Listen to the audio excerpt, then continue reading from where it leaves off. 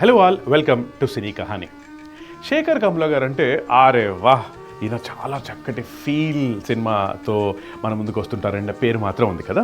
In fact ఆయన తీసిన first film Anand, ఓ మంచి కాఫీ లాంటి సినిమా అన్న సినిమాకి బోలెడంత పేరు వచ్చింది. సరే, నాకు మాత్రం శేఖర్ కమ్ల గారిలో ధైర్యం ఎప్పుడు అనిపించింది తెలుసా?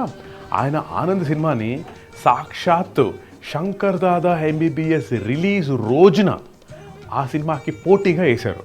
చాలామంది వెళ్ళి అదేంటండి మీరు చిరంజీవి గారి సినిమాకి పోటీగా వేస్తున్నారు అంటే, నేను పోటీగా వేయలేదండి, నేను ఎలా రిలీజ్ చేశానంటే చిరంజీవి గారి సినిమాకి చాలామంది వస్తారు కదా, వాళ్ళల్లో ఎవరికైనా టికెట్ దొరకకపోతే వాళ్ళు సరే ఇంత దూరం వచ్చాం కదా, ఈ సినిమా టికెట్ దొరకలేదు, సరే ఈ పక్కన ఇంకో సినిమాకి వెళ్దాం అని వెళ్ళినా సరే మా సినిమా సూపర్ హిట్ అయిపోతుందండి అన్న కాన్ఫిడెన్స్తో ఆయన రిలీజ్ చేశారట.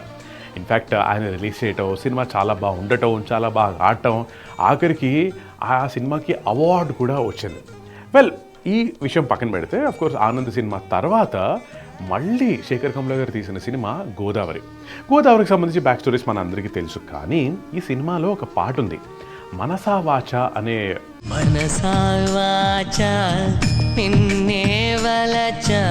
హీరో హీరోయిన్ విడిపోతారు, మరి వాళ్ళ మధ్యలో లవ్ స్టోరీ నెక్స్ట్ మళ్ళీ రూమ్ అవుతుందా అవ్వదా లాంటి ఒక జంక్షన్, ఇద్దరు ఒక చిన్నపాటి విరహంతో ఉన్న ఒక సాంగ్ ఉంటుంది కదా.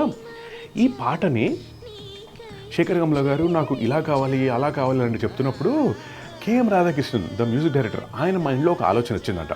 సరే, ఒక ట్యూన్ ఇస్తాను, కానీ ఖచ్చితంగా అది ఒరిజినల్ని డెఫినెట్గా మన వాళ్ళందరూ మర్చిపోయేలాగే ఉంటుంది, అది నా ప్రామిస్ అన్నారంట.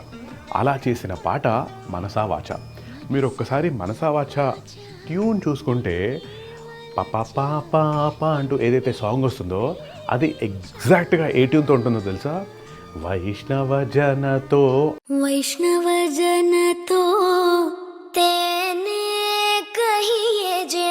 మనందరికీ తెలుసు, ఫ్రీడమ్ మూమెంట్ టైంలో గాంధీ గారికి చాలా చాలా ఇష్టమైన పాట వైష్ణవ జనతో అంటుంటారు.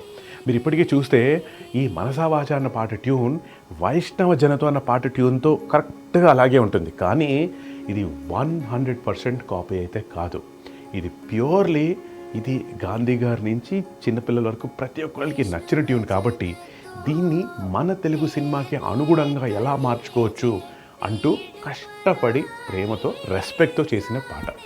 ఈసారి విని చూడండి, ఆ రెండింటికి సాంగ్స్ మధ్యలో ఉన్న ఆ సిమిలారిటీ మీకు కనిపిస్తుంది.